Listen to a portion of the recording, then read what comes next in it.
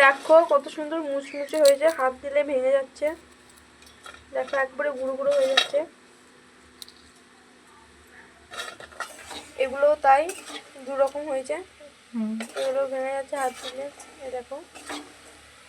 তো আমি একটু বাইরে গেছিলাম, তারপরে এসে দেখছি চিনির রসে দেওয়া হয়ে গেছে। তো দেখো কত সুন্দর লাগছে দেখতে।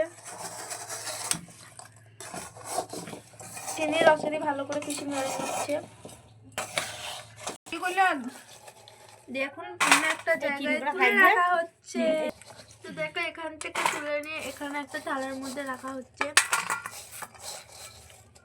তো দেখো গাইস, এ দেখো এক থালা আমরা গজা বানিয়েছি। দেখো, তো চলো আমি একটু টেস্ট করে দেখি কেমন হয়েছে। এর দেখো কত লম্বা লম্বা এবং বড়।